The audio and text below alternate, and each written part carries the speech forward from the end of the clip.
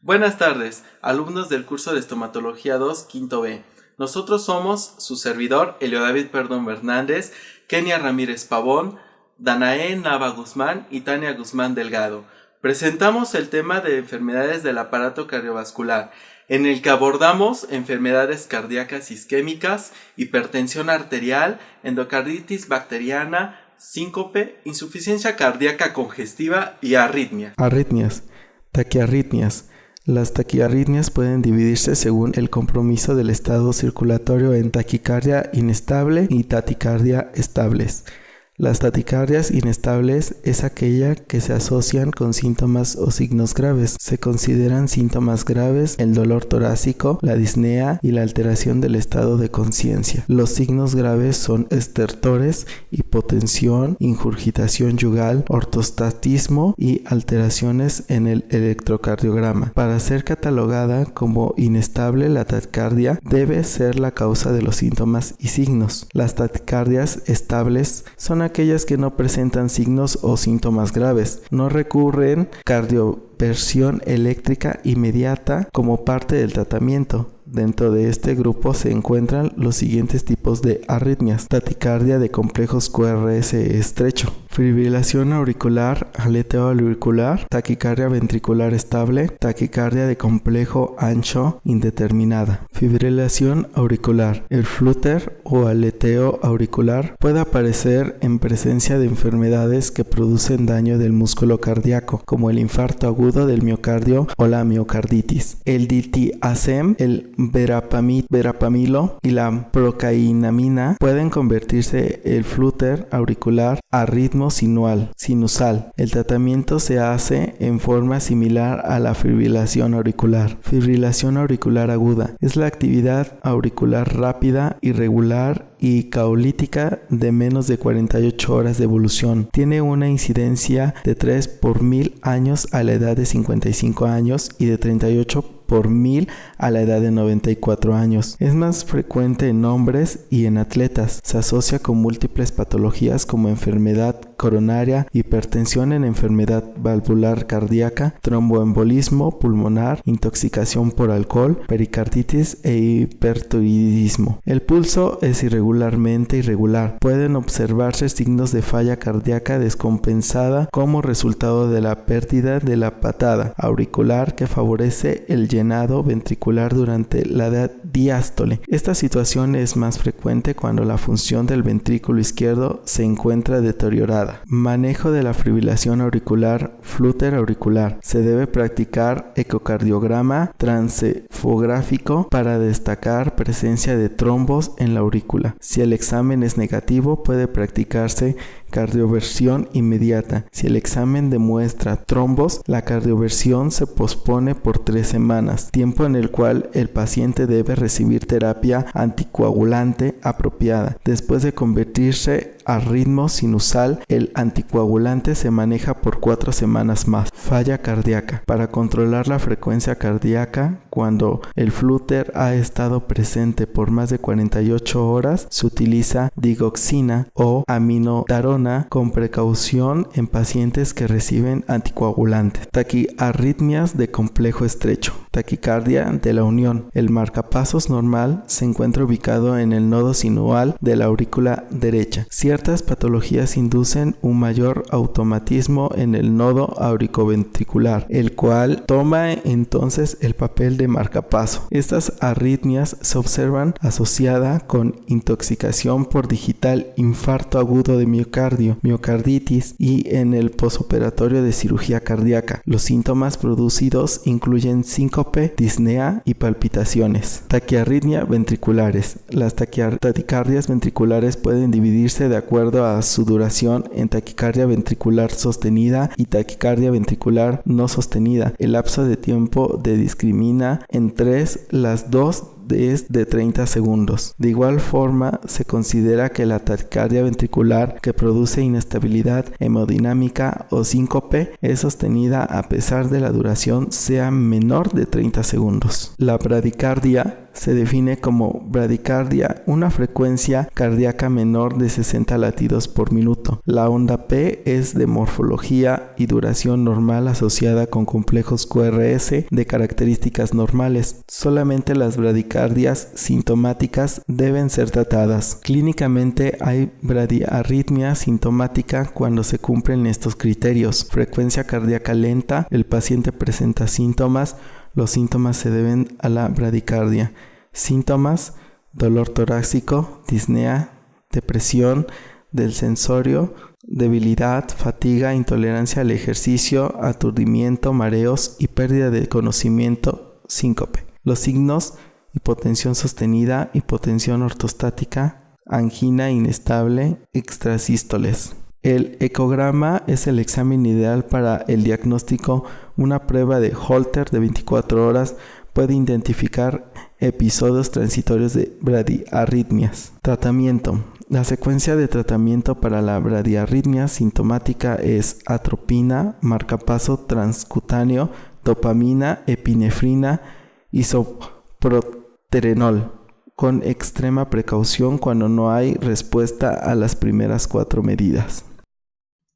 Cardiopatía isquémica, angina de pecho. En todo caso de valoración de incapacidad laboral de un enfermo, serán necesarias varias etapas: diagnosticar y tratar al paciente, determinar el pronóstico y la capacidad funcional del enfermo. La conclusión de dicha valoración debe siempre relacionar el pronóstico y la capacidad funcional del paciente con su actividad laboral. Angina estable. La angina de pecho es consecuencia de un desequilibrio entre la demanda miocárdica de oxígeno y el aporte coronario de este. Situaciones de aumento de la demanda de oxígeno, esfuerzos físicos, estrés psíquicos, disminución de su aporte, lesión orgánica o constricción de las arterias coronarias pueden provocar isquemia miocárdica y como consecuencia angina de pecho, que suele manifestar como opresión precordial, aunque existen otras formas de presentación equivalente anginosos como disnea. Cuando el paciente está en reposo, el flujo coronario suele ser suficiente para los requerimientos metabólicos miocárdicos. Es el aumentar las demandas de oxígeno con el esfuerzo físico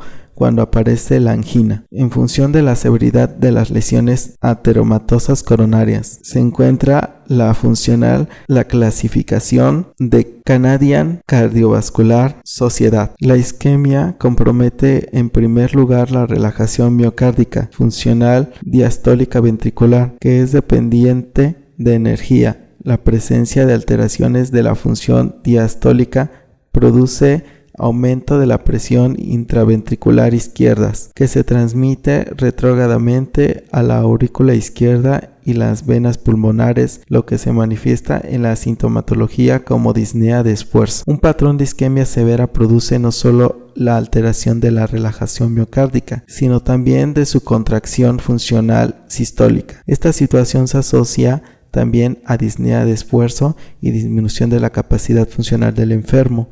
La disnea puede servir inválidamente y debe siempre ser tenida en cuenta tanto como la angina a la hora de estimar el grado de incapacitación que presenta el enfermo. El diagnóstico de la angina de pecho se basa en primer lugar en la historia clínica. Es fundamental también para valorar la limitación que supone al paciente su enfermedad. Sin embargo, para estudiar su pronóstico es necesario recurrir a ecografía. Es útil para la evaluación de los pacientes con cardiopatía isquémica crónica, ya que permite valorar la función sistólica global ventricular. Detecta la presencia de alteraciones basales de la función contráctil segmentaria, que frecuentemente constituye un marcador de cardiopatía isquémica crónica y permite analizar la función diastólica. Prueba de esfuerzo. Puede proporcionar información útil para establecer el diagnóstico y estimar el pronóstico de los pacientes con angina estable. El pronóstico de estos pacientes puede mejorar con cirugía, por lo que deberían ser sometidos a coronariografía.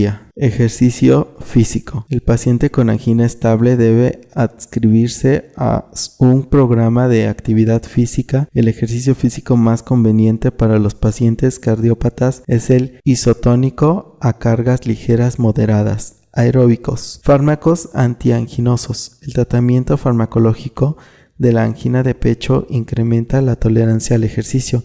La nitroglicerina sublingual es útil, empleada en demanda en el momento en que aparece el dolor y profilácticamente antes de realizar una actividad que el paciente sabe que se aproxima al umbral de esfuerzo que provoca la aparición del dolor. Angina estable. Definición. El síndrome de la angina inestable engloba una población heterogénea de pacientes. En general se refiere a pacientes en los cuales la angina ha aparecido o sus características clínicas han empeorado en el último mes. En muchos casos se debe a una ruptura de una placa de ateroma con evolución difícilmente previsible y que en un cierto porcentaje de los casos evoluciona al infarto agudo de miocardio. Diagnóstico y terapéutica de la angina inestable. Debe ser ingresado a un centro hospitalario comenzando tratamiento farmacológico máximo. En caso de que no se consiga estabilizar al paciente en las primeras 48 horas, debe realizarse coronariografía urgente y revascularización miocárdica. Hipertensión arterial. Es una enfermedad crónica caracterizada por un incremento continuo de las cifras de la presión sanguínea de las arterias.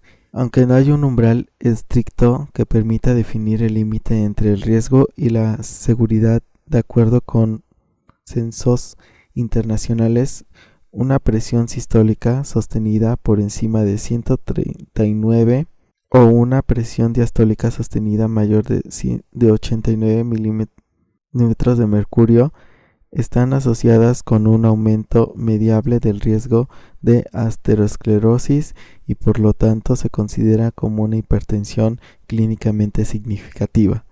La hipertensión arterial se asocia a tasas de morbilidad considerablemente elevadas, por lo que se considera uno de los problemas más importantes de salud. La hipertensión es una enfermedad asintomática y fácil de detectar. Sin embargo, cursa con complicaciones graves y letales. Si no se trata a tiempo, la hipertensión crónica es el factor de riesgo modificable más importante para desarrollar enfermedades cardiovasculares, así como para la enfermedad. Los hombres tienen más predisposición a desarrollar hipertensión arterial que las mujeres, situación que se modifica cuando la mujer llega a la menopausia, ya que antes de esta posee hormonas protectoras que desaparecen en este periodo. A partir de este momento la frecuencia se iguala, por lo tanto la mujer debe ser más vigilada. Los diuréticos y los betabloqueadores reducen la aparición de eventos adversos por hipertensión arterial relacionados con la enfermedad cerebrovascular. Sin embargo, los diuréticos son más eficaces en la reducción de eventos relacionados con la enfermedad cardíaca coronaria. Los pacientes hipertensos que cumplen su tratamiento tienen menos probabilidad de desarrollar hipertensión grave o insuficiencia cardíaca congestiva. En la mayoría de los casos, en los ancianos se utilizan dosis bajas de diuréticos como terapia inicial antihipertensiva. La clasificación de la hipertensión arterial sistémica según su causa. Hipertensión arterial sistémica esencial corresponde a la inmensa mayoría de los casos. Hipertensión arterial sistémica secundaria puede obedecer a múltiples causas que representan en conjunto un pequeño porcentaje del total. Hipertiroidismo, hipotiroidismo, feocromocitomía. Algunos factores ambientales que contribuyen al desarrollo de la hipertensión arterial incluyen la obesidad, el consumo de alcohol, el tamaño de la familia, circunstancias de nacimiento y las profesiones estresantes. Se ha notado que en sociedades económicamente prósperas, estos factores aumentan a la incidencia de hipertensión con la edad. La presión arterial es producto del gasto cardíaco y la resistencia vascular sistémica. Por lo tanto, los factores determinantes de la presión arterial son factores que afectan al gasto cardíaco y a la fisiología y estructura de las arteriolas. Por ejemplo, El aumento de la viscosidad de la sangre tiene efectos significativos sobre el trabajo necesario para bombear una cantidad dada de sangre y puede dar lugar a un aumento persistente de la presión arterial. Las condiciones de maleabilidad de la pared de los vasos sanguíneos componentes pulsátiles afectan la velocidad del flujo sanguíneo, por lo que también tienen una potencial revelación en lo que respecta a la regularización de la presión arterial, lo que conlleva a reflexión de ondas en dirección a la aorta o opuesta al flujo sanguíneo, aumentando la presión arterial sistólica. El volumen de sangre circulante es regulada por el sodio desde el sistema renal y el manejo del agua, un fenómeno que juega un papel especial e importante en la hipertensión sensible a las concentraciones de sodio sanguíneas. Diagnóstico. La historia clínica del paciente hipertenso debe ser recolectada al detalle, enriquecida con información provista por parientes cercanos o por otros médicos o personal. La toma de presión arterial en pacientes de alto riesgo debe efectuarse de manera correcta con la finalidad de evadir los falsos negativos e incluso falsos positivos. El individuo debe estar preferentemente sentado con la espalda recostada contra el respaldo y el miembro superior deberá reposar sobre la superficie del escritorio, el antebrazo en pronación. A la altura del corazón, las plantas de los pies deben estar apoyadas sobre el suelo sin cruzar las piernas. Después de algunos minutos de reposo, preferentemente de 5 minutos quizás durante o al final del interrogatorio, se coloca un manguito de tamaño apropiado que cubra 2/3 de la longitud del brazo y en buenas condiciones en la parte media del brazo del paciente. No debe haber ropa entre la piel y el manguito. Se deberá estar bien ajustado, pero no tanto que impida la introducción del dedo meñique entre el mismo y la piel. Tratamiento. Pacientes con prehipertensos, es decir, con una presión arterial de 120/130 sobre 80/89 no se indican medicamentos. Hipertensión arterial estadio 1, diuréticos tipo tiazida se recomiendan para la mayoría de los pacientes. Síncope. El síncope se define como una pérdida brusca y transitoria de conciencia asociada a pérdida de tono postural, seguida de una rápida y habitualmente completa recuperación, sin necesidad de intervención para detener el episodio. El síncope neuromediador reflejo se explica por complejas interacciones entre los sistemas cardiovascular y neurológico. Es la causa más frecuente de síncope, 60%, y puede ser desencadenado por múltiples factores que activan reflejos depresores a nivel cardíaco. Hablamos de presíncope cuando no existe pérdida completa de la conciencia, pero sí confusión acompañada de inestabilidad y su recuperación rápidamente. El síncope es un problema médico importante por su alta frecuencia y gran variedad de causas responsables de dicho cuadro y cuyo pronóstico está fundamentalmente relacionado con la etiología del mismo. Puede ser la manifestación inicial de una patología grave, puede ser causante de daños personales, traumatismos por caídas y puede condicionar la vida del paciente. Síncopes vasovagales benignos en profesiones de riesgo. Es más frecuente en pacientes ancianos. En mayores de 75 años, la incidencia anual es superior a un 5%. El síncope en las arritmias puede ser secundario a bradicardia o taticardia por disminución y en consecuencia de la perfusión cerebral. El gasto cardíaco, además, la frecuencia cardíaca también depende del volumen latido. Por tanto, la aparición del síncope También depende de lesiones vasculares cerebrales previas y de la fracción de eyección de la precarga y de la función autonómica. El masaje se debe hacer con el paciente en decúbito supino, con el cuello ligeramente extendido. La presión sobre el seno carotídeo debe hacerse durante no más de 5 segundos. El masaje no puede repetirse, manteniendo pausas de al menos 15 segundos entre uno y otro. Por seguridad, debe auscultar primero las carótidas para descartar la existencia de soplos significativos que contraigan la realización de masaje. Existe la posibilidad, aunque rara, de aparición de arritmias ventriculares o asistolia prolongada, por lo que es conveniente tener a mano un desfibrilador y atropina. Se debe hacer el masaje en ambos lados, pero nunca de forma simultánea.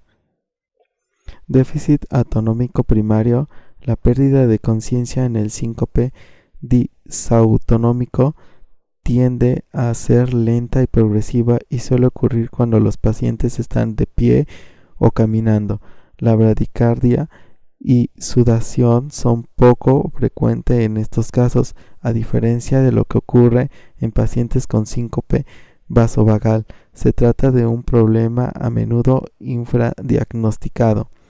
Fármacos o alcohol, vasodilatadores, nitratos, antagonistas del calcio, antidepresivos, ansiolíticos, hipnóticos, antidiabéticos, clonidina,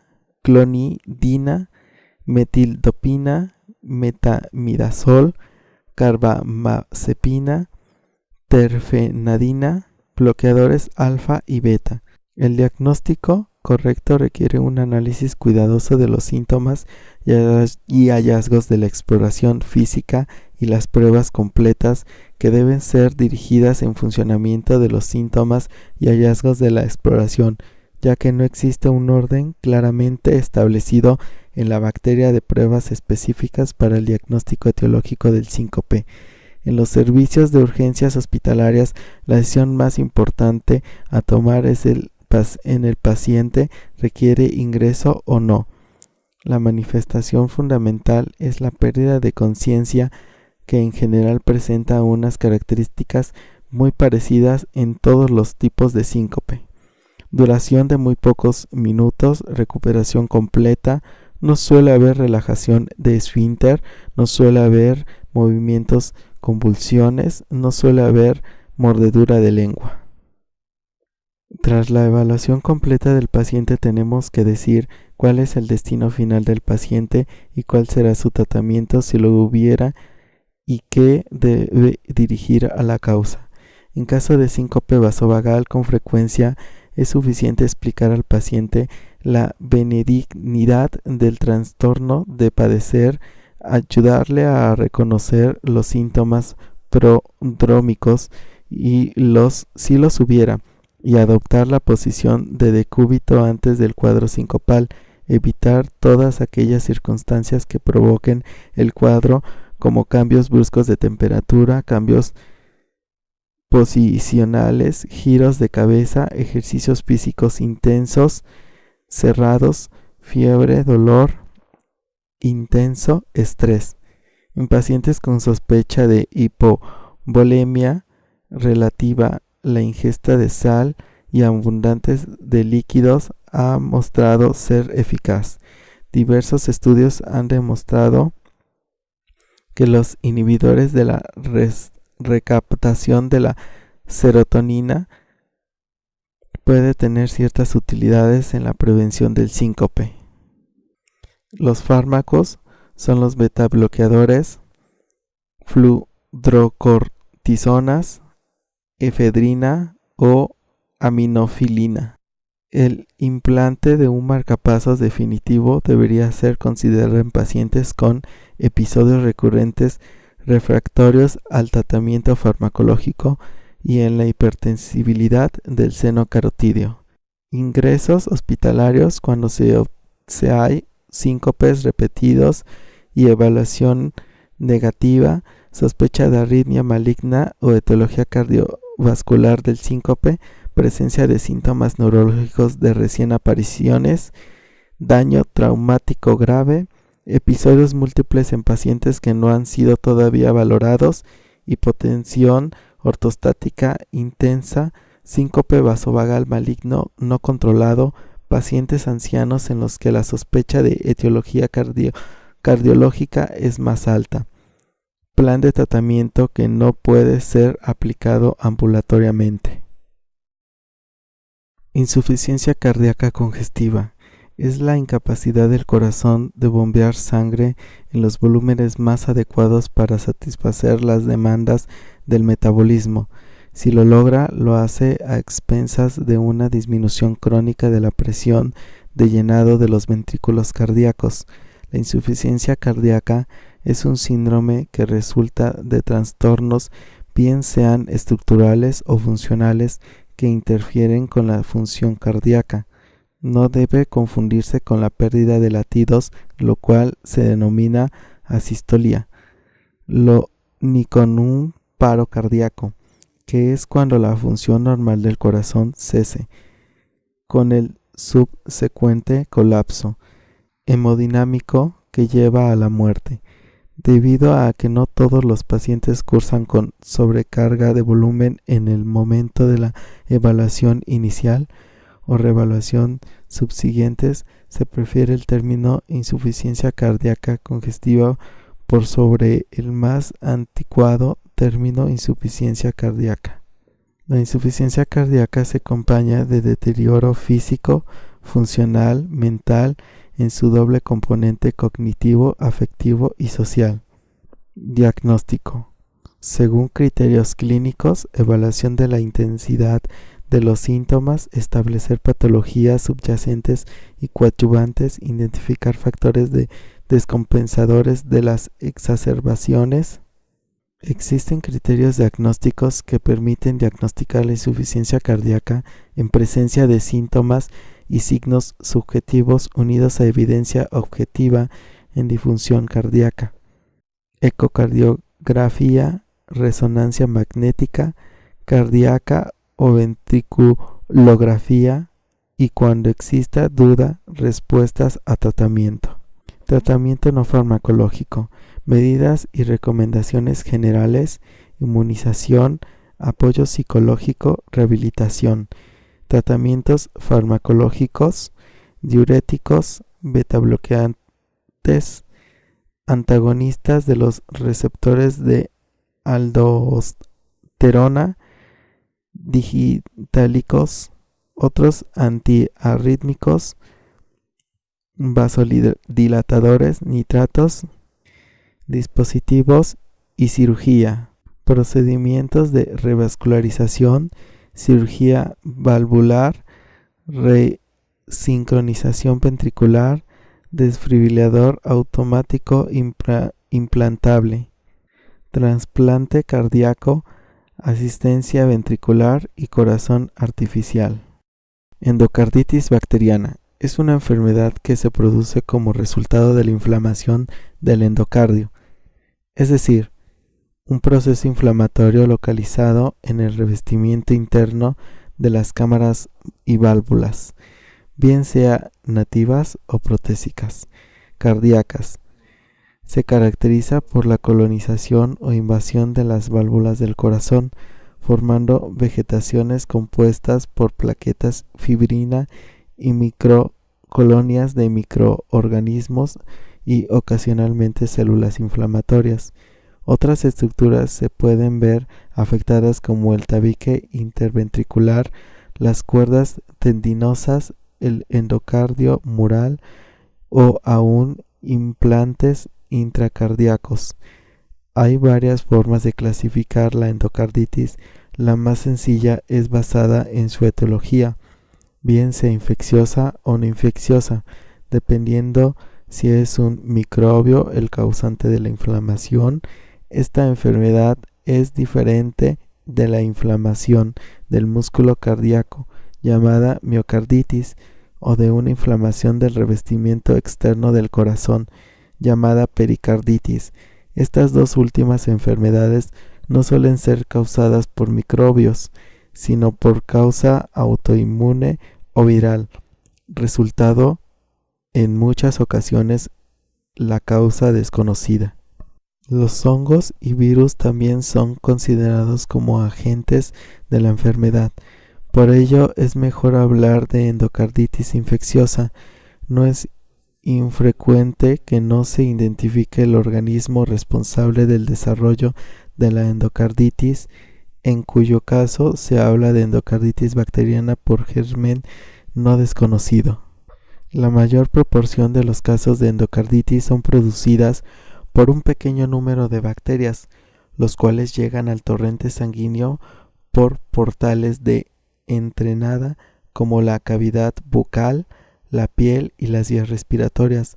Las bacterias más frecuentes asociadas a la endocarditis infecciosa incluyen Staphylococcus aureus, Staphylococcus viridans, Enterococo, Streptococcus. Las infecciones en los 2 meses posteriores a implantar una prótesis valvular se denomina endocarditis protésica precoz. El microorganismo causante más frecuente es Staphylococcus epidermidis. Después de este periodo, los gérmenes que causan endocarditis sobre la válvula protésica son los mismos que sobre válvula nativa.